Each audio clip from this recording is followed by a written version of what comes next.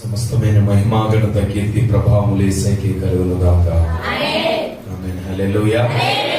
ఈ ఉదయకాల ధ్యానం కొరకు సిద్ధపడి ఈ ఉపవాస ప్రాంతంలో భాగముగా ఈ వేకువజామున జరుగుతున్నటువంటి ఈ ఆరాధనలో మీరందరూ కూడా పాల్గొంటా మరి మీ మధ్యలో నిలబడి దేవుని మాటలు ప్రకటించడానికి ప్రభు నాకు ఇచ్చినటువంటి ఈ ధనీకరమైనటువంటి సమయాన్ని బట్టి ప్రభును నేను స్తుతిస్తూ కనపరుస్తున్నాను.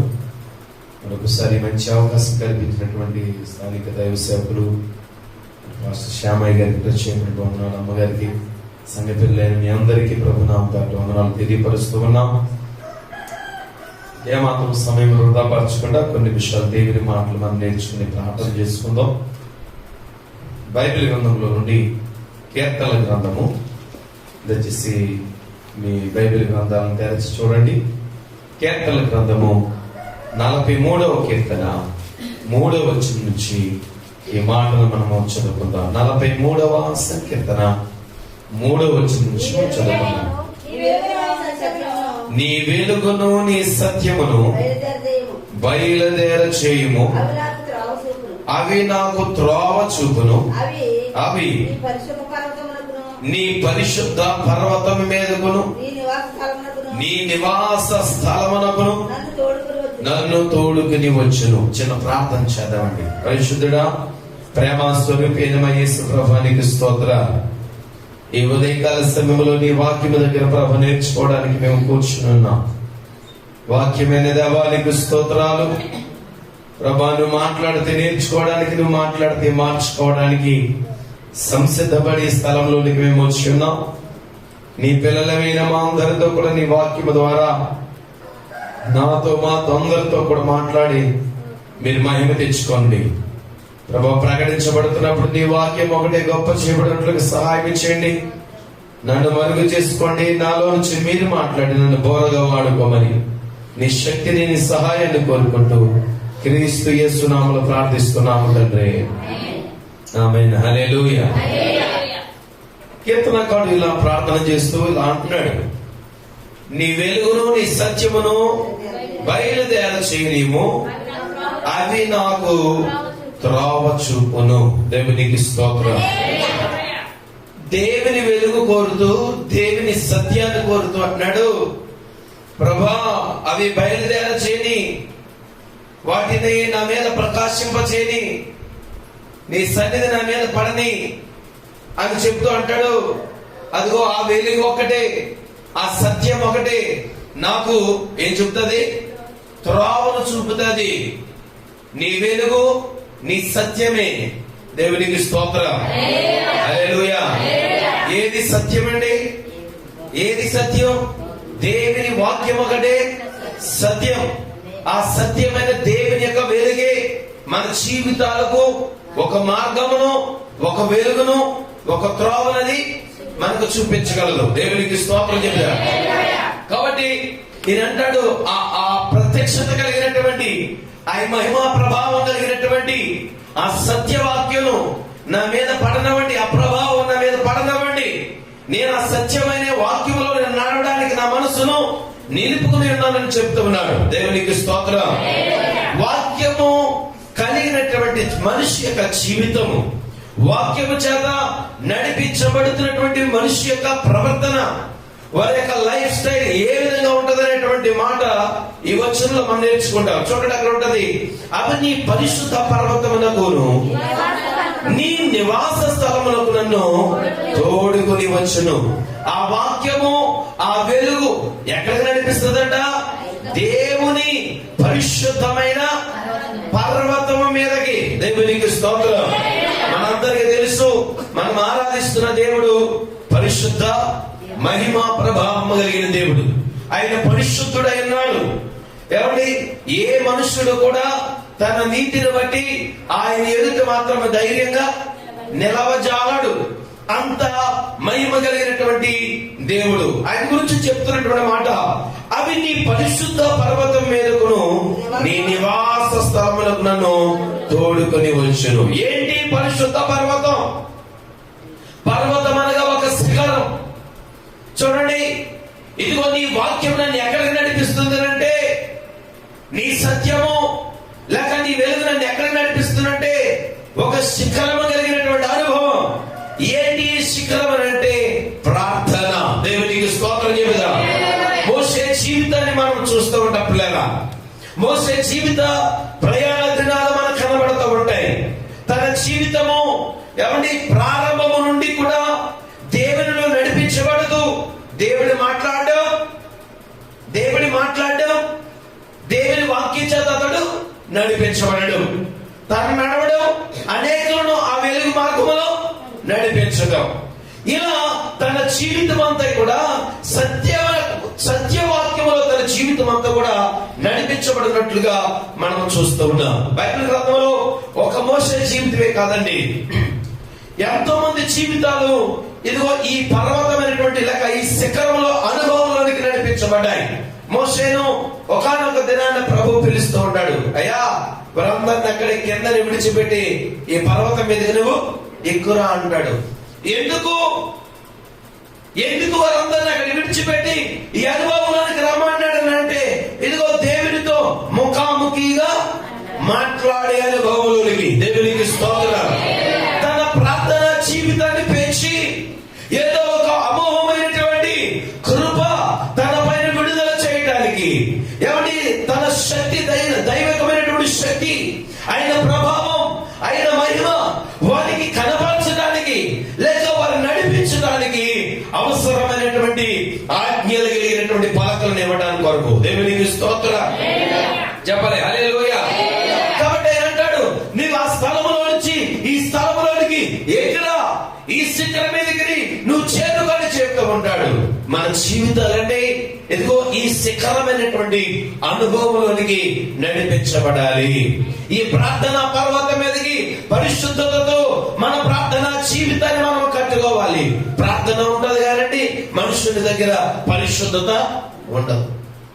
ప్రార్థన జీవితం బాగానే ఉండదు, ప్రార్థన మంచిగా చేయగలుగుతున్నాం కానీ మనం ఏం కోల్పోతున్నాం అంటే పరిశుద్ధతను మనం కోల్పోతున్నాం, పవిత్రతను కోల్పోతున్నాం.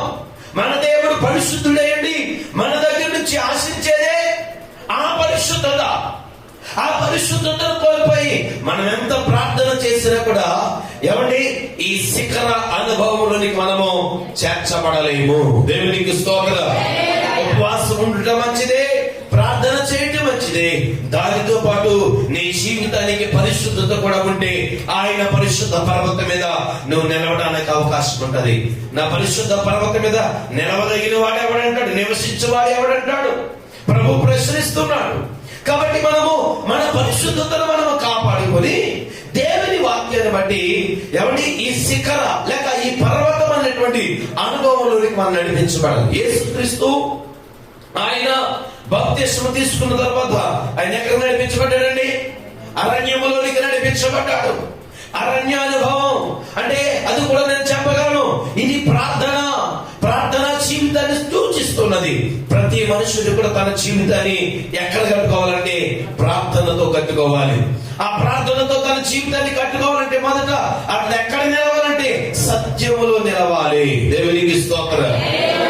సత్యమైన లేక వెలుగైన దేవుని వాక్యములో ఏ మనుషుడు నిలబడతాడో ఆ మనుషు జీవితం ఎక్కడ తన జీవితాన్ని కట్టుకోవడానికి ఇష్టపడతాడంటే ఇదిగో ప్రార్థనలు కట్టుకుంటాడు. పర్వతము లేక ఎత్తైనటువంటి స్థలం ఎక్కడ నడిపించబడతాడంటే ఆ ప్రార్థన జీవితం అక్కడ అతన్ని ఉన్నతమైనటువంటి స్థితికి అతన్ని నడిపిస్తున్నట్లుగా మనం చూస్తూ ఉన్నాం. దేవునికి స్తోత్రం చెబుదాం. అంత చెప్తాం హల్లెలూయా. ఈ విధంగా ఏ మనుషులైతే వాక్యాన్ని బట్టి ప్రార్థన జీవితంలోనికి వెళ్ళిపోతాడో అతని యొక్క ప్రార్థనా జీవితం ఎలా ఉంటది, అతని యొక్క విధానం ఎలా ఉంటది, అతని స్వభావం ఎలా ఉంటది, ఆయన పిల్లలైనటువంటి మన జీవితం ఎలా ఉండాలి, మన స్వభావం ఎలా ఉండాలి. ఒక రెండు మాటలు నేను చెప్పిన మాటలు నేను ముగిస్తాను. చుట్టు బైబిల్ గ్రంథంలో నుంచి అదే కీర్తనల గ్రంథము 86వ కీర్తన 86వ కీర్తన మొదటి నుంచి మనం చదువుకుంటే అక్కడ యెహోవా నేను దీనుడను దరిద్రుడను చెవియొగ్గి నాకు ఉత్తరమిమ్ము. దేవునికి స్తోత్రం. అందరైతే హల్లెలూయా. ప్రార్థన శిఖరానుభవంలోకి వెళ్ళినటువంటి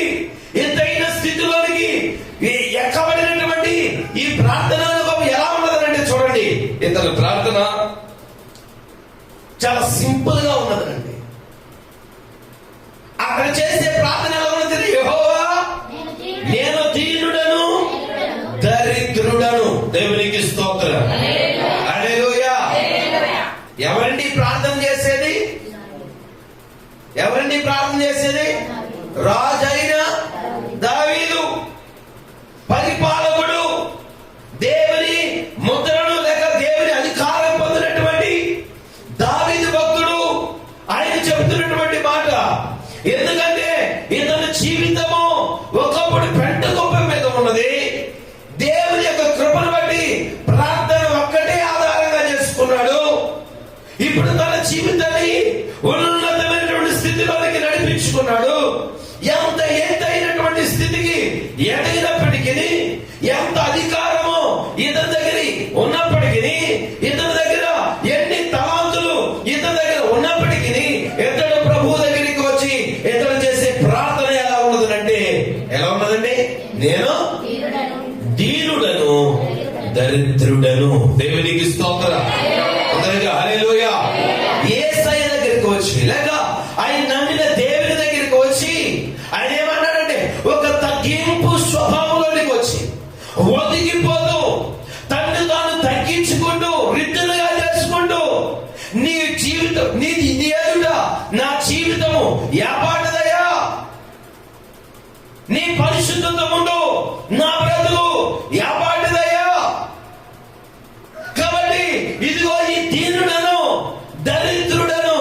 ఓ రాజేనండి మాట్లాడేది.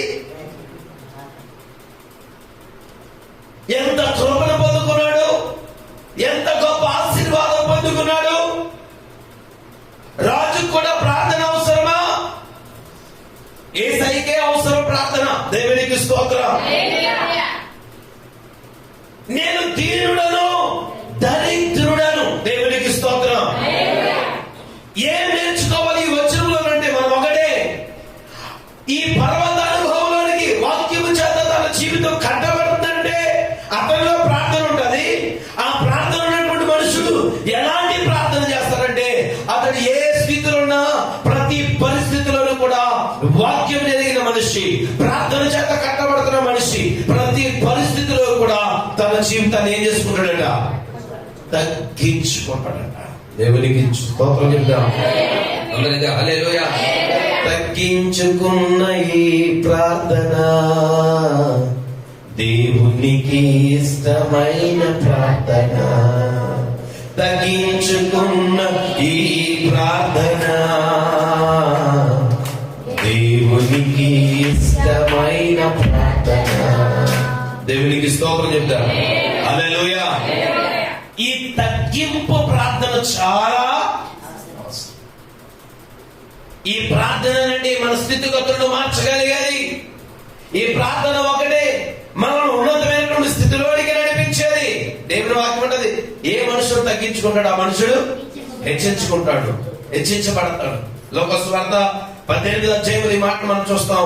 ఆ మాట మీరు చదవండి. 18వ అధ్యాయం 13-14 వచనాల్లో ఈ మాట మనకు కనబడుతూ ఉంటుంది. లోక సువార్త దూరంగా నిల్చుండి ఆకాశం వైపు కన్నులెత్తుటకైనను నాకు ధైర్యము చాలక రొమ్ము కొట్టుకొనుచు, దేవా పాపినైన నన్ను కరుణించమని పలికెను. అతని కంటే ఇతడు నీతిమంతునిగా తీర్చబడి తన ఇంటికి వెళ్ళేనని మీతో చెప్పుచున్నాను. తన్ను తాను హెచ్చించుకునేవాడు తగ్గించబడతాడు, తన్ను తాను తగ్గించుకునే మనుషుడు హెచ్చించబడినయో చెప్పాను. దేవునికి స్తోత్రం చెబుదాం. ఈ మాటలు మనకు తెలుసు. సుంకరి పరిసయ్యుడు చేసినటువంటి ప్రార్థనలు, పరిసయ్యుడు వచ్చి తన ప్రార్థనను చాలా రిచ్ గా స్టార్ట్ చేశాడు, చాలా ఉన్నతంగా స్టార్ట్ చేశాడు. ప్రభువా, ఆయన కృప పొందుకునే వ్యక్తి చేసే ప్రార్థన కాదది. అతను వస్తూ చెబుతున్నటువంటి మాట, ప్రభు ఏదో చూడలేని వాడిగా, ప్రభు ఏదో తన భక్తిని ఎరగని వాడిగా ప్రభు దగ్గరికి వచ్చి అన్నాడు, ప్రభువా నేను 2 మార్లు ఉన్నానయ్యా వారానికి, నేను ఉపవాసం, నాకు కలిగిన దాంట్లో దర్శన భాగం నేను నీకు ఇచ్చేస్తున్నా. ఇదిగో నా జీవితం ఎలా ఉంది, నేను ఆ వ్యభిచారిలాగా లేను, ఇదో ఈ దొంగ వల్ల నేను లేను. ఎందుకు ఇక్కడ ఉన్నటువంటి ప్రార్థనకు సిద్ధపడినటువంటి ఈ సుంకర వల్లే కూడా నేను లేను అని చెప్పి ఒక మనుషుని మీద తన జీవితాన్ని హెచ్చించుకుంటూ తన హెచ్చింపు స్వభావంతో దేవుడి దగ్గరికి వచ్చి ప్రార్థన చేస్తున్నాడు. ఈ హెచ్చింపు స్వభావం దేవునికి నచ్చని జీవితం. దేవుడి దగ్గరికి వచ్చిన ప్రతి మనుషుడు ఏమైపోవాలండి? ఒదిగిపోవాలి. దేవునికి స్తోత్రం చెబుదాం. అందరూ చెప్పాలి హల్లెలూయా. దేవుడి దగ్గరికి వచ్చే ప్రతి మనుషుడు ఏమైపోవాలి? ఒదిగిపోవాలి. తగ్గింపు స్వభావంలోనికి వచ్చేది. మనకి ఎంతైనా ఉండొచ్చు, ఏమైనా ఉండొచ్చు, ఏమంటే మనకి ఎంత జ్ఞానమైన ఉండొచ్చు, ఎంత తెలివైన ఉండొచ్చు, ఎంత అధికారమైన ఉండొచ్చు, మన వెనకాల ఎంత బలమైన ఉండొచ్చు, మన గ్రామంలో మన ప్రాంతంలో మనమే గొప్పవారు కావచ్చు. కానీ యేసయ్య పాదాల దగ్గరికి వచ్చేసరికి మాత్రం మనం ఏం చేసుకోవాలంట? ప్రతి పరిస్థితుల్లో, ఏ స్థితిలోనైనా సరే మన జీవితం అక్కడ ఎలా కనబడాలో తెలుసా? తగ్గింపు జీవితం. బైబిల్ గ్రంథంలో తగ్గించుకున్న ప్రతి మనుషుడు కూడా యేసయ్య నామం పేట ఆ వ్యక్తి ఏం చేయబడ్డాడు? హెచ్చించబడ్డాడు. ఏ మనుషుడు తగ్గింపు స్వభావంతో దేవుని ఎదుట తన జీవితాన్ని ప్రారంభిస్తాడో, కొనసాగిస్తాడో, ముగిస్తాడో ఆ వ్యక్తి జీవితం దేవుని ఎదుట చాలా ఉన్నతంగా, అతని జీవితం దేవుని ఎదుట ఒక శిఖరానుభవం కనబడుతుంది. ఒక ఎత్తైన జీవితం. ఇంకా చెప్పక్కర్లేదు. ఇంకా ఒక మాట మనం చదివితే అలాంటి వ్యక్తి వారి పైన 84 కీర్తన 11 వచనం, దేవుడైన యెహోవా శూరుడును కేడెమునై ఉన్నాడు. 84 కీర్తన. కృపయు ఘనతయు అనుగ్రహించడు. దేవునికి స్తోత్రం చెబుదాం. ఏ మనుషుడు ఇదిగో ఇలాంటి దీన స్వభావం కలిగి తను తాను తగ్గించుకుని ఈ ప్రార్థన చేస్తాడో ఆ మనుషునికి ఏమనుగ్రహించబడుతుందట? ఆ వ్యక్తికి దేవుడే శూరుడిగా ఉంటాడట. బలమైన వాడిగా వాడి పక్షముగా ఉంటాడు దేవుడు. ఇంకో మాట, మనం సూర్యుడి గురించి ఆలోచన చేస్తే సూర్యకాంతి మొదట ఎక్కడ ప్రకాశిస్తుందండి? ఎక్కడ ప్రకాశిస్తుంది? శిఖరము మీదే, పర్వతము మీదే దేవుని యొక్క కాంతి లేక ఆ వెలుగు సూర్యకాంతి మొదట ఆ శిఖరం మీదే పడుతుంది. అంటే ఏ వ్యక్తి ప్రార్థనలో తన జీవితాన్ని కట్టుకుంటాడో ఆ వ్యక్తి మీద కావచ్చు, ఆ కుటుంబం మీద కావచ్చు, ఆ జీవితం మీద కావచ్చు, మొదట దేవుని యొక్క వెలుగు ఆ కుటుంబం మీద పడుతుంది. దేవునికి స్తోత్రం. హల్లెలూయా. అప్పుడే ఆ మనిషి ఎవడి యెహోవా కృపను పొందుకోగలడు, ఆయన ఘనతను పొందుకోగలడు. దేవునికి స్తోత్రం చెప్తాం. కాబట్టి ప్రతి మనిషి నేను వాక్యంలో ఉన్నానని చెప్పడం కాదు, ఇదిగో నేను ప్రార్థన చేస్తున్నానని చెప్పడం కాదు, ఇదిగో ఈ క్రియ కనబడాలి. క్రియ లేని విశ్వాసం మృతం. ఇదిగో ఈ క్రియ కనబడాలి. ఏంటా క్రియ అంటే ఏ స్థితిలో ఉన్నా, ఎక్కడ నిలబడినా, ఏ పరిస్థితిలో నువ్వు నుంచున్నా ఆ పరిస్థితిలో మొదట మనం ఏం చేయబడాలి? తగ్గించుకోవాలి.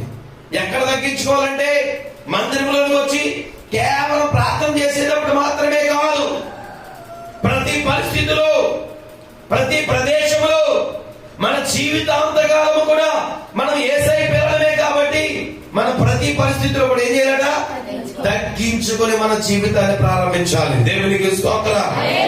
ఫిలిప్పీయులకు రాసినటువంటి పత్రిక 2వ అధ్యాయము 6వ వచనము ఈ మాదిరిని మనం చూడాలి. ఈ తగ్గింపుల గురించి ఈ వచనం, కలవాడై ఉండి ఎంచుకొనలేదు గాని దాసుని స్వరూపమును ధరించుకుని తన్ను తాను రిక్తునిగా చేసుకొని కనబడి మరణము పొందినంతగా, అనగా సిలువ మరణము పొందినంతగా విధేయత చూపిన వాడై తన్ను తాను తగ్గించుకొనెను. దేవునికి స్తోత్రం చెబుదాం. అందరూ హల్లెలూయా. సిలువ మరణము పొందినంతగా ఏ సర్వశక్తుడైన దేవుని వలన ఎవడి ఈ స్థలానికి పంపించబడ్డాడో ఆ తండ్రి అయిన దేవుని ఎదుట క్రీస్తు తన జీవితాన్ని ఎలా కనబరుస్తున్నాడండి? తగ్గించుకుని కనబడుతున్నాడు. యేసులో ఒక మాదిరి మనకు కనబడుతుంది. తగ్గింపు స్వభావం.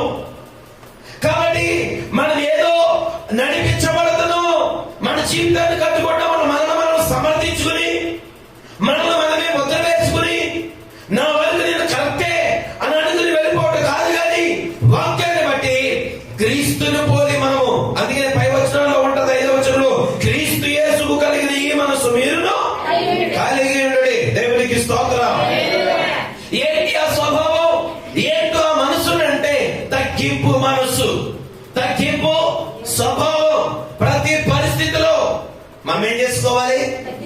తగ్గించుకోవాలి.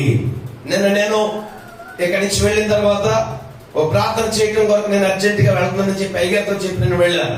ఆ ప్రార్థన అయిన తర్వాత వేరే కుటుంబం నేను దర్శించిన తర్వాత వారితో మాట్లాడుతూ సమాధానం లేని ఒక కుటుంబంతో నేను మాట్లాడుతున్నప్పుడు విడివిడిగా వారితో నేను మాట్లాడి వాళ్ళిద్దరితో నేను మాట్లాడింది ఒకటే, తగ్గింపు గురించి మాట్లాడా. దేవునికి స్తోత్రం చెబుతాం. అందరికీ హల్లెలూయా. జీవిత అనుభవంలో నుంచి ఇచ్చినటువంటి వాక్యమే ఇది. తగ్గింపు గురించి మాట్లాడా. నీ కుటుంబం కట్టబడాలంటే, నీ జీవితం కట్టబడాలంటే, నువ్వు కోరుకున్నది నువ్వు పొందుకోవాలంటే మొదట నీకు అవసరమైనది తగ్గింపు జీవితం. నీ ఎదుర్కొన్న మనిషి ఏదో మాట్లాడొచ్చు, కొంచెం నువ్వు సహనం కలిగి, నేను చెప్పిన మాటలు ఉన్నాయి కదండి, ఓర్పు కలిగి, ఓపిక కలిగి కొంచెం నువ్వు తగ్గించుకోగలిగితే నీ జీవితం కట్టబడుతుందని చెప్పా. తన భర్తతో ఏ మాట చెప్పా, ఈ రెండు మాటలు ఇద్దరు ఆలకించగలిగారు. మొదట మాటల మీద వెళ్ళింది కానీ తర్వాత వారిద్దరు కూడా వాక్యములోనికి రావడం జరిగింది. వారి జీవితం మరలా పునః ప్రారంభించడం జరిగింది. దేవునికి స్తోత్రం చెప్పాలి. హల్లెలూయా.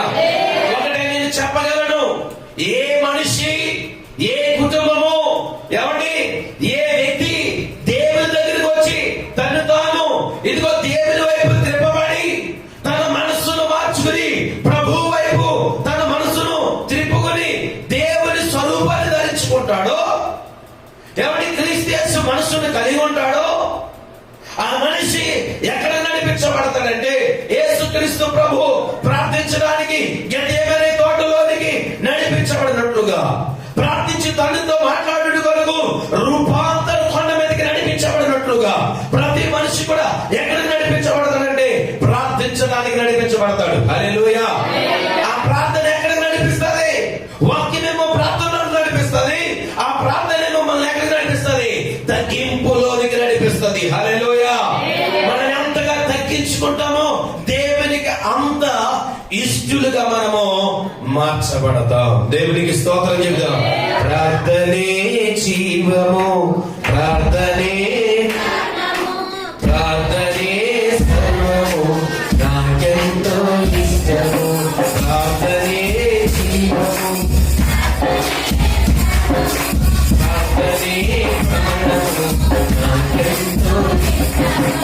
నాకను జలమయము పేయుమయ్యా, నాకను కంటే నీకు యేసయ్యా. నాకను జలమయము పేయుమయ్యా, నీకు నీకు యేసయ్యా.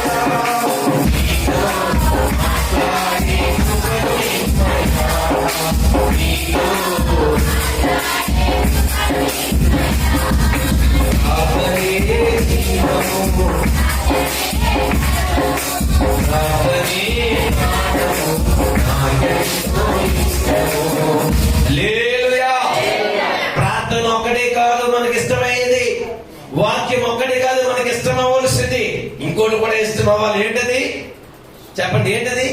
తగ్గింపు స్వభావం. ఏ హెచ్చింపు స్వభావం బట్టి కుటుంబము పతనమవుతుందో, జీవితం పతనమవుతుందో, ఆ హెచ్చింపు స్వభావాన్ని, ఆ హెచ్చింపు మాటల నుంచి మనం ఏం చేసుకోవాలి? చెప్పాలి. అదే కారణమైతే కూడా మనం దాంట్లో తగ్గిపోవడానికి ఏమాత్రము కూడా వెనకపడడానికి తగ్గించుకోవాలి. గర్విష్ఠులు అయ్యే కదండి, ఎంత అధికారం పొందినప్పటికీ కూడా చివరికి గద్దె నుండి దించబడి గడ్డిని తినడానికి కారణం ఏంటండి? గర్వము స్వభావం. కాబట్టి ఈ గర్వం యేసయ్య పిల్లల్లో మన జీవితాల్లో ఉండడానికి వీలు. ఉపవాస ప్రార్థన పండుగలే, కానీ మనం నేర్చుకోవాల్సినటువంటి విషయాలు ఏంటంటే కనీసం ఈ పండుగలలో కనీసం కొన్ని చెడ్డ క్వాలిటీస్ అయినా మన జీవితంలోంచి మనము వదులుకొని విడిచిపెడితే ఆయన కృపకు మనం అందరము పాత్రలు అవుతాం. ఎప్పుడు మనము ప్రార్థన చేస్తే అప్పుడే ప్రభు మన ప్రార్థన ఆలకిస్తాడు, మన ప్రార్థనకు ప్రభు సమాధానాన్ని ఇస్తాడు. దేవునికి స్తోత్రం. హల్లెలూయా. యేసుక్రీస్తు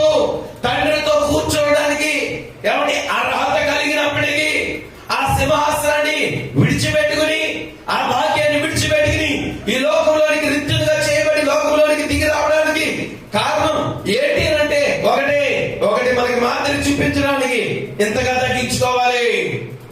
ప్రభు ఎదుట ఎంతగా తగ్గిపోవాలి? దేవుని ఎదుట, వాక్యం ఎదుట ఎంతగా తగ్గిపోవాలి? దేవునికి స్తోత్రం చెబుతాం. అందరికీ హల్లెలూయా. తగ్గించుకోకపోతే ఏమవుతుంది? తగ్గించుకోకపోతే ఏమవుతుందండి? వాక్యం మనకు బోధిస్తుంది, వాక్యం మనకి తెలియపరిచింది. తగ్గించుకోవాలని మనకు తెలుసు, మనం తగ్గించుకోలేదు. అప్పుడు ఏం జరుగుతుంది? ఏం జరుగుతుంది? ఎంత ఎత్తికెదిగా అక్కడి నుంచి కిందకి డామని దేవునికి స్తోత్రం చెబుతారు. చెప్పలే హల్లెలూయా. కాబట్టి మనము ఈ పండుగలో నేర్చుకోవాల్సినటువంటి ఒక మంచి ఆలోచన ఏంటంటే, మన జీవితాన్ని మనం ఏం చేసుకోవాలి? తగ్గించుకోవాలని చెప్తే మన మనసులో ఒక ఆలోచన వస్తుంది. ముందే ఎవరు తగ్గించుకుంటారు? నేను తగ్గించుకుంటారా? వాళ్ళు తగ్గించుకోవాలా? వాళ్ళు తగ్గించుకోవాలా? నేను తగ్గించుకోవాలా అని చెప్పి ఆలోచన కలిగి ఉంటేనే ఈ వాక్యం చెప్తున్నప్పుడు, ఏదైనా మాట్లాడుతున్నప్పుడు సహజంగా ఎలా వస్తుందంటే, ఈ మాట చెప్తున్నారు పలానోళ్ళు ఫీలింగ్ ఎలా ఉన్నదంటావు, ఈ వాక్యం ప్రకటించబడుతున్నాడు పలానా ముఖం ఎలా ఉన్నదంటావు అని చెప్పి మనం ఏం చేస్తామంటే వాళ్ళ వైపు వీళ్ళ వైపు మనము చూస్తూ ఉంటాం. ఈ వాక్యం ఇంకొకరి వరకు కాదు, వాక్యం వింటున్నటువంటి నీ కొరకే. దేవునికి స్తోత్రం. అందరూ హల్లెలూయా. దేవుడు నాతో మాట్లాడతాడని ఆలోచన కలిగినటువంటి నీతోనే, నాలో సమస్య లేదని చెప్పి నిన్ను నీవు హెచ్చించుకుని ముందుకు వెళ్ళిపోతున్నావు, అదే పతనానికి దారి అవుతుంది. దేవునికి స్తోత్రం చెబుదాం. అందరూ హల్లెలూయా. కాబట్టి ఈ వాక్యాన్ని బట్టి నేర్చుకోవాల్సినటువంటి విషయం ఏంటంటే, యేసయ్య స్వభావాన్ని మనం ధరించుకుని మనం ఏం చేసుకోవాలంట? తగ్గించుకోవాలి. దేవునికి స్తోత్రం. అందరూ చెప్పాలి హల్లెలూయా. సంఘములో ఎలా ఉంది మన తగ్గింపు జీవితం? కుటుంబంలో ఎలా ఉంది మన తగ్గింపు జీవితం? సమాజంలో ఎలా ఉంది మన తగ్గింపు జీవితం? నేను ఎప్పుడు చెప్తానండి ఈ మాట, ప్రభువా ప్రభాని పిలిచే ప్రతి వాడు పరలోక రాజ్యానికి చేరడు. ప్రభు చెప్పిన వాటిలో కొన్ని అయినా మనము ఏమంటే కలిగి ప్రభు అని పిలిస్తే ఏమన్నా ఆయన కృప మన మీద పడతదేమో, ఆయన రాకడలో మనం కనికరం పొందుకుని కనీసం ఆయనతో పాటు మనము ఎత్తబడతామేమో. అందుకొరకు మనము ఏదో వాక్యము అని చెప్పి చేస్తున్నాను ప్రార్థన అని చెప్పి మనం సమర్థించుకుని వెళ్ళిపోవడం కాదు, కానీ ఎదుగో ప్రభు చెప్పిన కొన్ని గుణగణాలు మనము కలిగి ప్రభు కొరకు మనం సిద్ధపడాలి. దేవునికి స్తోత్రం. అందరూ చెప్పాలి హల్లెలూయా. ఆయనే అంత తగ్గించుకుంటే ఏమండి, ఓ సుంకరి వచ్చి తగ్గించుకుంటున్నాడు. ఎందుకో మనం చదివినటువంటి కీర్తన భాగము ఈ 86వ కీర్తనలో కీర్తనకారుడు దావీదు అంటాడు, అయ్యా నేను దీనుడను దరిద్రుడను. దేవుని స్తోత్రం చెబుతాం. మనం తగ్గించుకున్నంత మాత్రాన మనం చెడిపో, మనం తగ్గిపోయినంత మాత్రాన మనకున్నటువంటి విలువ ఏ మాత్రమో తక్కువైపోదు. అంతకంతకు దేవుని ఎదుట, సమాజం ఎదుట, సంఘములో, కుటుంబములో మనకున్నటువంటి ఘనత, కృప అదేమవుతుందంట? అధికమవుతుందట. దేవునికి స్తోత్రం చెబుతాం. అందరూ చెబుతా హల్లెలూయా. కాబట్టి ఆ కృప మనకు వస్తుందంటే, ఆ ఘనత మనకు వస్తుందంటే మనం ఏం చేసుకోవాలి? మనం ఏం చేసుకోవాలి? తగ్గించుకోవాలి. దేవునికి స్తోత్రం చెబుతాం. అందరూ చెప్పాలి హల్లెలూయా. చెప్పే మా భర్త తగ్గించుకోవట్లేదండి, ఆయన మారకపోతే, ఆయనకి ఈ మాత్రం సమాధానం చెప్పకపోతే వాళ్ళు లోబడి ఉండరండి. ఆయన లోబడి స్వభావం కాదండి, అందుకే ఇలా మాట్లాడుతున్నానండి. నిజానికి మీరు చెప్పండి నా స్వభావం ఇదండి అని చెప్పేసి మనం అనుకోవచ్చు. మనం మాట్లాడే మాటే మన కుటుంబానికి, మన భర్తకి, మన యజమానుడికి కావచ్చు, మన పిల్లలకు కావచ్చు, అదేంటది ఒక మాదిరి. ఇంట్లో ఒకవేళ నువ్వు భార్య స్థానంలో ఉన్నావేమో, ఇంట్లో నువ్వు తల్లి స్థానంలో ఉన్నావేమో, కాబట్టి మన కుటుంబానికి మనం ఏంటి? యేసయ్యను బట్టి మనం ఏంటి? యేసయ్య స్వభావం ధరించినటువంటి మనం అందరం ఏంటండి? ఒక మాదిరి. కాబట్టి ముందు ఎవరు తగ్గించుకోవాలంటే, ఎవరు తగ్గించుకోవాలి చెప్పాలి? ఎవరు తగ్గించుకోవాలి? ఒక ఆర్డర్ ప్రకారంగా వెళ్ళిపోవాలి. ఇంట్లో మొదట నీవు లేక నీ భర్త అయితే నీ భర్త, లేకపోతే నీవైతే నువ్వు తగ్గించుకొని నీ పిల్లలు కూడా నీ ఎదురు ఏం చేసుకుంటాను, తగ్గించుకోగలుగుతారు. దేవునికి స్తోత్రం చెప్తాను. హల్లెలూయా. కాబట్టి మనం నేర్చుకోవాల్సినటువంటి విషయాలు పరిశుద్ధాత్మ దేవుడు మనకు చెబుతున్నప్పుడు మన శిరస్సు వచ్చి ఆయన మాటను మనం అంగీకరించినప్పుడు మన జీవితాలు మాత్రం ఉన్నతంగా మార్చబడతాయి. దేవునికి స్తోత్రం. మనుషులు మాట్లాడితే ఎవరి మాటలు కూడా మనం వినడానికి వీలు లేదండి. మనుషులు తనలో ఉన్నటువంటి మాటలన్నీ ఎదుటి వారి మీద ఏం చేస్తారు, రుద్దుతారు. మనుషులు మాట్లాడితే మనం ఎవరి మాటలు వినక్కర్లేదు. ఏ మనుషుడు మన ఎదుటి గొప్పవాడు కాదు. ఏ మనుషుల ముందు కూడా మనం తగ్గించుకోవడానికి వీలు, అంటే మనం తక్కువ చేసుకోవడానికి వీలు లేదు. హెచ్చించుకోమని చెప్పట్లా, తక్కువ చేసుకోవద్దని చెప్తున్నా. కానీ దేవుని యొక్క వాక్యం దగ్గరికి వచ్చేసరికి వాక్యం చెప్పినట్లుగా మనం ఏం చేసుకోవాలంటే మన జీవితాన్ని దేవుని ఎదుట హెచ్చింపు స్వభావం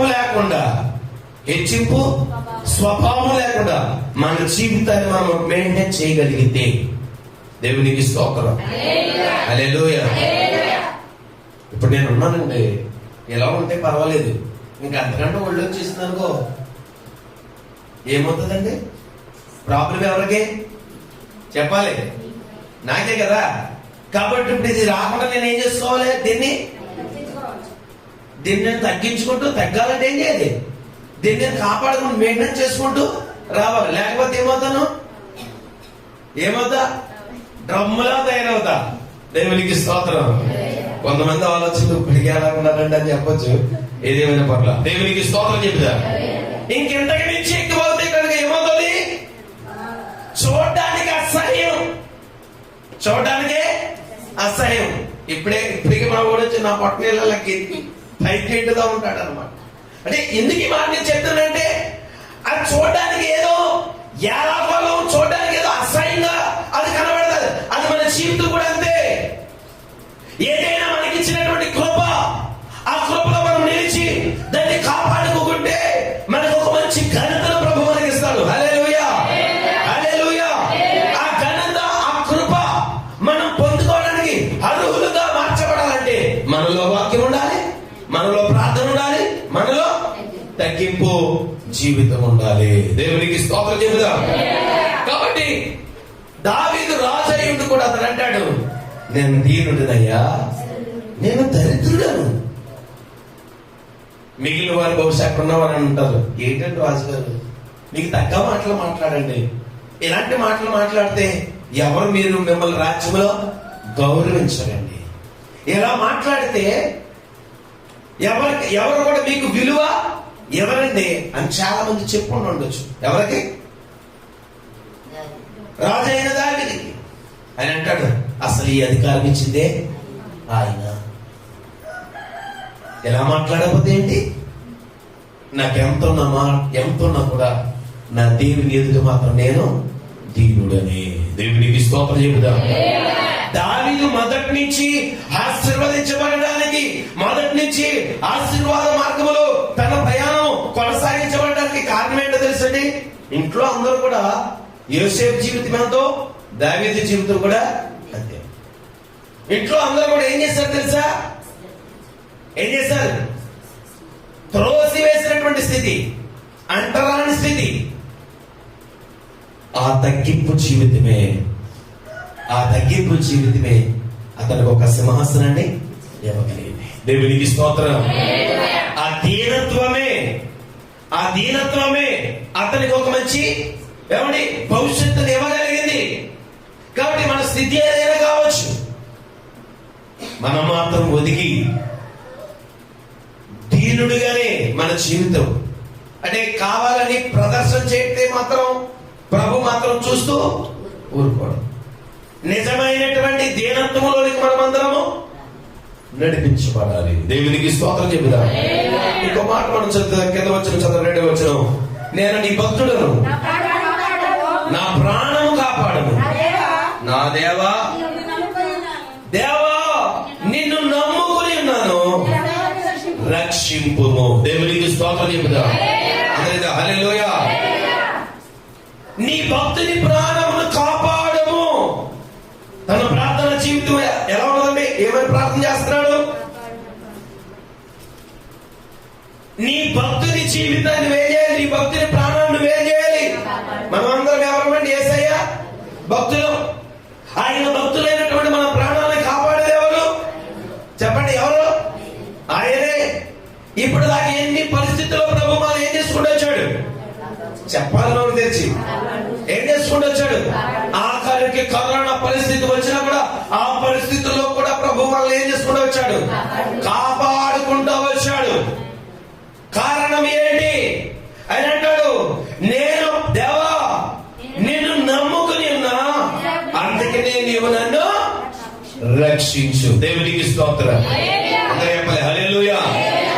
నువ్వు తప్పితే వేరే ఆధారం నాకు లేదు, నువ్వు తప్పితే వేరే దిక్కు నాకు లేదు. నేను నిన్నే నమ్ముకుని ఉన్నా కాబట్టి నీవే నన్ను చెప్పాలి, నీవే నన్ను రక్షించాలి. ఇతడు దేవుడిని నమ్ముకుని ఉన్నాడు కాబట్టి అండి ఇతడు అడగలుగుతున్నాడు. మనం ఎవరు నమ్ముకుంటున్నాం? మనం దేన్ని నమ్ముకుంటున్నాం? మన నమ్మకం దేని వైపు? మన విశ్వాసం దేని వైపు? అబ్రహాము దేవుని నమ్మినది అతనికి నీతిగా. అబ్రహాము జీవితం మనందరికీ తెలుసండి. ఎంతగా దేవుడిని నమ్ముకుని తన జీవితాన్ని కొనసాగించుకుంటూ వెళ్ళిపోయాడు. దేవుని చిత్తం నెరవేర్చడం కొరకు దేవుడు చెప్పినట్లుగా వారికున్నటువంటి తండ్రిని, తల్లిని, వారికున్నటువంటి బంధువులను అందరినీ విడిచి దేవుని పిలుపు కొరకు, దేవుని చిత్తం తన జీవితంలో నెరవేర్చబడడం కొరకు, దేవుని యొక్క పిలుపుకు లోబడి, దేవుని వాక్యం ఉంటది. యేసుక్రీస్తు దగ్గరికి వస్తే ప్రభు అంటాడు, అయ్యా నీ సహోదరుడు వచ్చానండి, నీ తల్లి వచ్చి, ఎవరు నా తల్లి, ఎవరు నా సహోదరుడు? నేను ఎవరితో ఉన్నా? ప్రభుతో ఉన్న సంబంధం, దైవ చిత్తములో నేను ఉన్నా, దేవుని ప్రేమలో నేను ఉన్నా, ఆయన మార్గంలో నేను నడుస్తున్నా, దేవుని దర్శన మార్గంలో నేను వెళుతున్నా, దేవుని పట్ల దేవుడు నాకు ఇచ్చిన కొన్ని నియమ నిబంధనలు ఉన్నాయి, దాంట్లో నేను నడుచుకుంటూ వెళుతున్నా. మనుషుల యొక్క పరిస్థితి నేను చూసుకుంటూ వెళితే నా తండ్రి చిత్తాన్ని, ఇదిగో ఈ మనుషుల ప్రేమకు నేను లొంగిపోతే నా దేవుని చిత్తాన్ని నేను నెరవేర్చలేని వాడిని అయిపోతా. కాబట్టి ఎవరు ప్రక్కన పెట్టి తండ్రితోనే మాట్లాడడానికి ఇష్టపడిన వ్యక్తి క్రీస్తు ప్రభు. హల్లెలూయా. చెప్పలే హల్లెలూయా. దైవ చిత్తానికి ఏ మనుషుడు కూడా అడ్డుపడడానికి వీలు చెప్పలే లేదు. దేవుని చిత్తం వరకు, ఆయన చిత్తం నెరవేర్చడం వరకు. నేను ఇది వరకు ఒకసారి చెప్పినటువంటి వాక్యంలో చెప్పా, దేవుని నామము మన ద్వారా ఘనపరచబడుతుంది అంటే మనం రోగిమైపోయినా పర్వాలా, దేవుని చిత్తము ఎవరి మన జీవితం పట్ల ఆయన నామము హెచ్చించబడుతుంది, మహిమపరచబడుతుంది, అక్కడ కొన్ని ఆత్మలు రక్షించబడతాయంటే మనము అవమాన పాలైనా పర్వాలా, దేవుని కొరకు మాత్రం దేవుని చిత్తము చేయడం కొరకు ఒక దృఢమైన సంకల్పము కలిగి మనము గురి ఎద్దకు పరిగెత్తాలి. హల్లెలూయా. చెప్పలే హల్లెలూయా. కాబట్టి దేవుని పిల్లలైనటువంటి మనము అబ్రహామును గురిగా పెట్టుకుని, అబ్రహాము దేవుని నమ్మాడు. నమ్మంటాడు, ఆయన అంటాడు నేను చూపించే దేశానికి వెళ్ళవయ్యా అంటాడు. వెంటనే ఏం చేశాడంటే అక్కడ ఏం చేశాడు? 12వ అధ్యాయం మొదటి వచనం నుంచి మనం చదువుతున్నప్పుడు అక్కడ మాట మనందరికీ తెలుసు. అయినా ఒకసారి ఈ మాటను మనం ధ్యానం చేద్దాం. నువ్వు లేచి ఈ దేశం నుండి, ఈ బంధువుల యొద్ద నుండి, ఈ తండ్రి ఇంట నుండి బయలుదేరి నేను నీకు చూపించే దేశములకు వెళ్ళుము. నిన్ను గొప్ప జనముగా చేసి నిన్ను ఆశీర్వదించి నీ నామము గొప్ప చేయదు. దేవునికి స్తోత్రం చెబుదాం. అందరికీ హల్లెలూయా.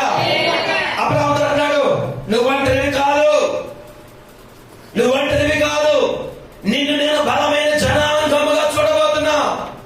ఇప్పుడున్న స్థితి కాదు నీ స్థితి, నిన్ను ఒక బలమైన జనాంగంగా చూడాలనుకుంటున్నా. దానికి నీ కుటుంబమే అడ్డు వస్తుందేమో, ఒకవేళ దానికి అడ్డుగా నీ బంధువులే రావచ్చేమో. దాన్ని నువ్వు ప్రశ్న పెట్టి దైవ చిత్తం నెరవేర్చడం కొరకు నువ్వేం చేయాలి? నువ్వు లేచి దేవునికి స్తోత్రం చెబుదా. ఎందుకంటే దేవుని మహిమ నీ మీద ప్రకాశిస్తుంది, ఉదయిస్తుంది. కాబట్టి నువ్వు లేచి తండ్రి చిత్తం నెరవేర్చడం కొరకు ఏటిని విడిచిపెట్టాలి వాటిని విడిచిపెట్టి దేవుని హత్తుకొని ఏం చేయాలి చేసి నెరవేర్చే వ్యక్తులుగా మనం ఉండాలి. హల్లెలూయా. మన జీవితంలో ఏం నెరవేర్చబడాలండి చెప్పండి? వాక్యము, ఆయన చిత్తం. ఆయన చిత్తం ఒకటి నెరవేర్చబడాలి. మన సొంత ఆలోచన అయితే అది వదులు. ఒకవేళ మన ఉద్దేశం అయితే అక్కడే మనం తగ్గిపోవడం చాలా చెప్పాలి ఉత్తమము. దేవునికి స్తోత్రం చెబుతాం అందరైతే. హల్లెలూయా. నేను ఆశీర్వదిస్తా, నిన్ను గొప్ప జనంగా చేస్తా అని ఎవరు అన్నాడు? అబ్రాహాముతో చెప్పిన మాట నీతో నాతో చెప్తున్నాడు ప్రభు. ఆయన మాట విని ఆయన చూపించినట్లుగా, ఆయన చెప్పినట్లుగా నడుచుకోవడానికి, ఆయన ఆజ్ఞలో మనం వెళ్ళిపోవడానికి ఇష్టపడితే మన స్థితిని ఉన్నతంగా మార్చడానికి ప్రభు సిద్ధపడినటువంటి మనుషుడు. దేవునికి స్తోత్రం. చూడండి, మనము మోషే గురించి కూడా, మోషే నా ఇల్లంతటిలో కూడా చెప్పండి, మోషే నా ఇల్లంతటిలో నమ్మకస్తుడు. దేవునికి స్తోత్రం. అందరికీ హల్లెలూయా. దేవుని ఇల్లు అయినటువంటి సంఘములో నీ ప్రవర్తన ఎలా ఉంది? దేవుని ఇల్లు అయినటువంటి నీ హృదయము, ఆ పరిస్థితి, నీ హృదయ స్థితి ఎలా ఉంది? నీ హృదయం దేని కొరకు ప్రేరేపిస్తుంది? నీ హృదయం దేని కొరకు ఆరాటపడుతుంది? అది దేవుని ఇల్లు అని నువ్వు నేను ఎరగవా? గ్రహించలేకపోతున్నావా? నీ హృదయం దేవుని ఇల్లు అని, దాంట్లో ప్రభువు మాత్రమే స్థానం ఇవ్వాలని తెలిసి కూడా మనం ఎక్కడ ఉన్నామనంటే ఏమండి, నమ్మకత్వ స్థితిని మనం ఏం చేసుకున్నాం? కోల్పోతున్నాం. కాబట్టి దేవుని వాక్యంలో నేర్చుకోవాల్సినటువంటి విషయం ఒకటే, ఆయన ఇంట్లో మనం ఎలా ఉండాలి? నమ్మకంగా ఉండాలి. నమ్మకంగా ఉండాలంటే మన జీవితం చాలా క్రమంగా ఉండాలి. నువ్వు నీ దేవుని మందిరానికి వెళ్ళినప్పుడు నీ ప్రవర్తన చెప్పండి జాగ్రత్తగా. కనుమలు చెప్పట్లేదు, మన ప్రవర్తన ఏం చేసుకోవాలి?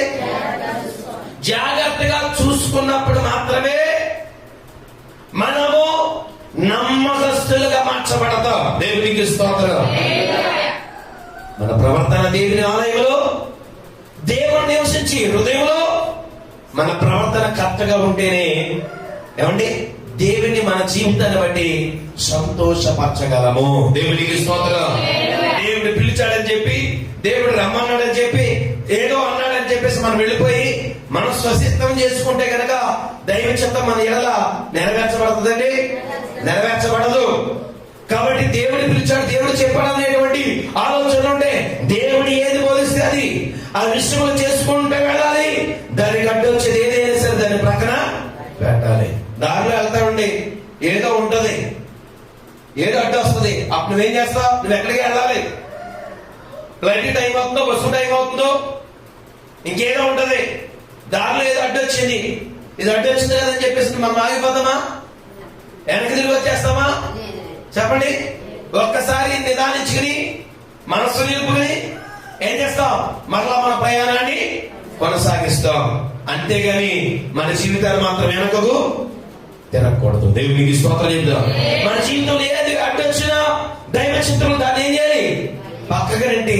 దైవ చిత్తాన్ని మన జీవితంలో మనము నెరవేర్చడానికి మనం ముందు ఉండాలి. దేవునికి స్తోత్రం చెప్తాం. మోషే తన జీవితంలో ఇశ్రాయేలు ప్రజలు నడిపించే క్రమంలో నమ్మకస్తుడైనటువంటి పేరు, తన ఇల్లంతా నమ్మకస్తుడైన పేరు ఊరకే వచ్చిందండి. నేను చెప్పినట్లుగా ఏమిటి వారు నడిపించే క్రమంలో ఎన్ని అవమానాలు పొందుకున్నాడు, ఎంతమంది ఎన్ని మాటలు చులకనగా మాట్లాడేశారు. అదే మోషే భక్తుల గురించి ఎంతమంది సనుక్కున్నారు. వాటిని చూసి మోషే ఏమన్నా ఆగిపోయాడా? ఎలాగైతే నేనేమి ముందుకు వెళ్ళాలని చెప్పి ఆగిపోయాడా? కృంగిపోయాడా? ఏం చేశాడు?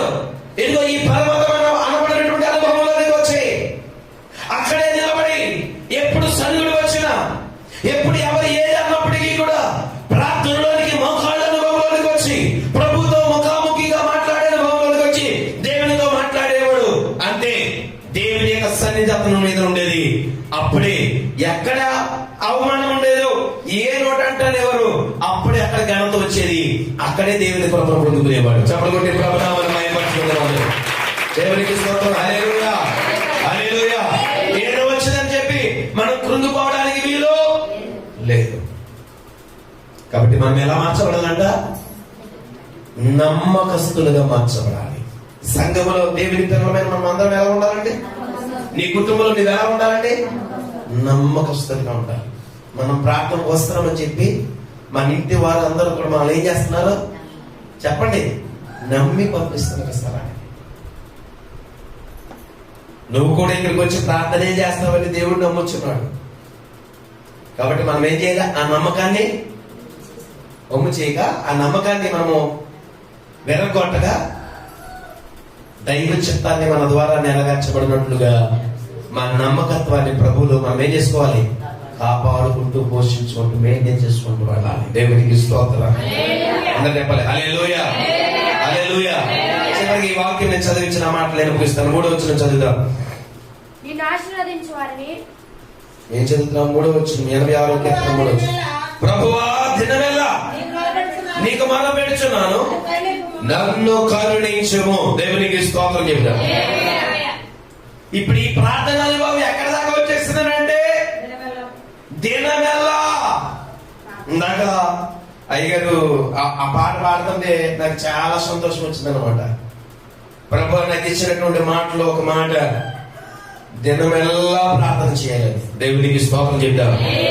దినమెల్లా నే పాడిన కీర్తించిన నీ గుణము నీతి జగనా కొనియాడి పాడి సాక్షిగానే నిన్ను దీవించనా.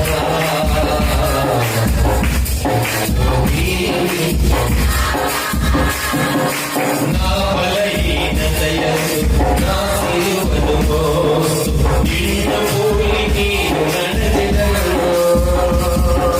వెలుగున్నవి మరచెయ్యి నా వాటికై సహనముతో కరుణించెదను. నా బలహీనతయందు నా సిలువను మోస్తూ నిన్ను పోలి నీవు నడచెదను. వెలుగున్నవి మరచెయ్యి సహనముతో కరుణించెదను.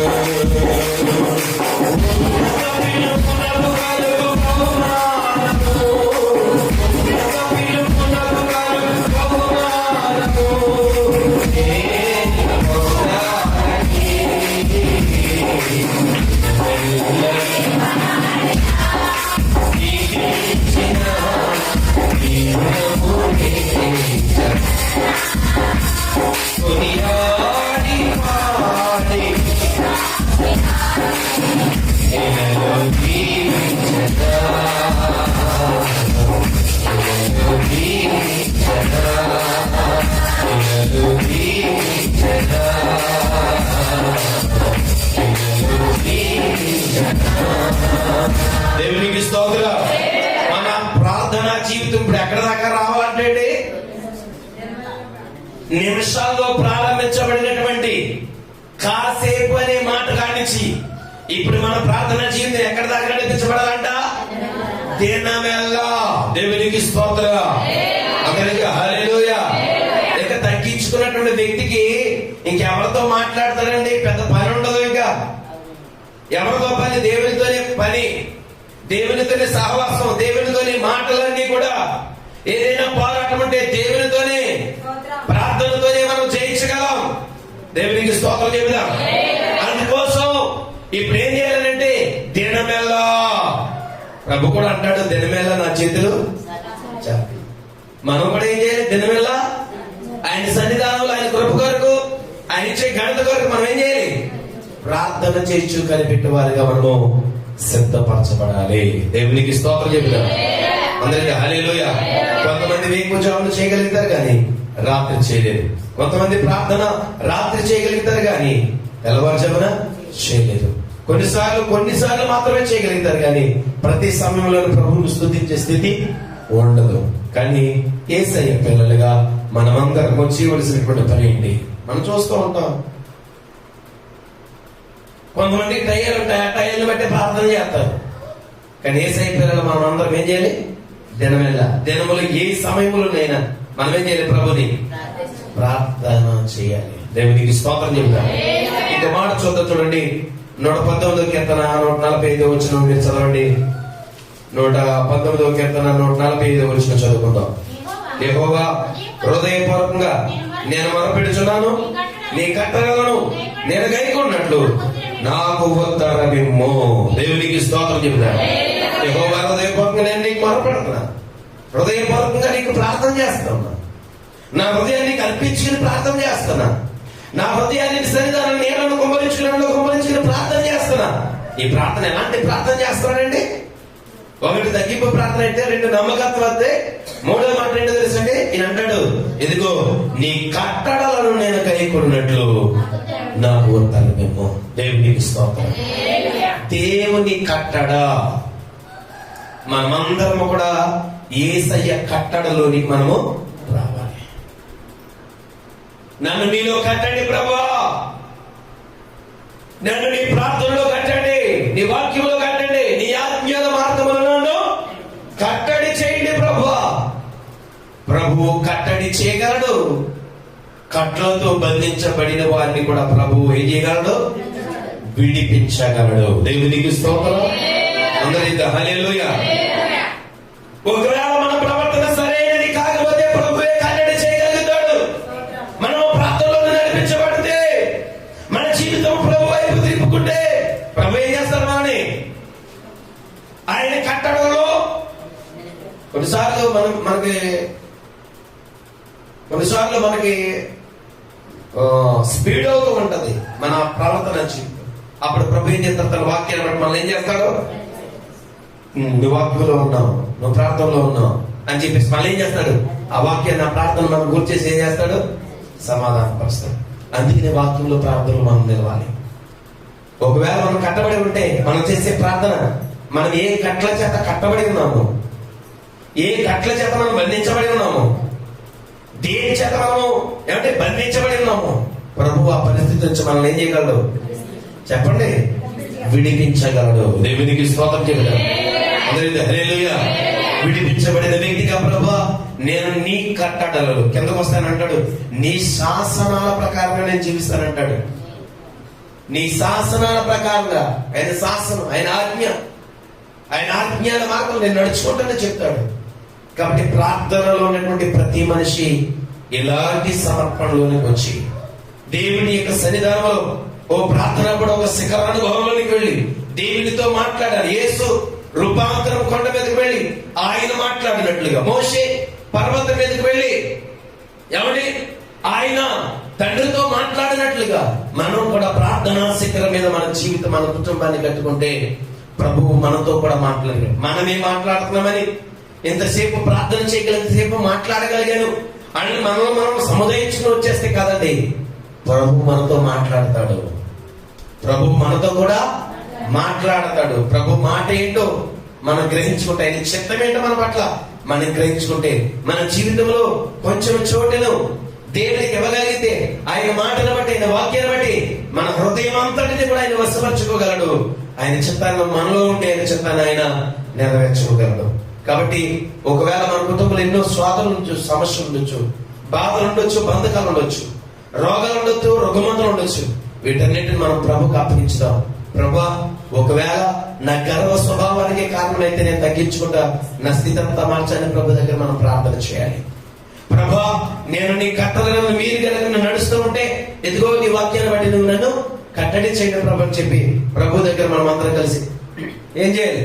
ప్రార్థన చేయాలి. ప్రభా, నీ నమ్మకత్వంలో నేను తొలగిపోయానేమో, నన్ను నీ నమ్మకత్వంలో నన్ను నిలుపు, కోల్పోయిన ప్రభావం నాకు మళ్ళీ తిరిగి దయచేయని చెప్పి మనం అందరం ప్రార్థన చేద్దాం. ఆ ప్రార్థన మన పరిస్థితులను మార్చగలదు. ఆ ప్రార్థన ప్రభు రాజ్యం కొరకు, ఆయన రాకడ కొరకు సిద్ధపరచగలదు. ఆ సిద్ధపడు దేవుని ఉన్నతమైన రాజ్యంలో ఆయనతో పాటు యుగాలు జీవించే కృప ప్రభు మనకిస్తాడు.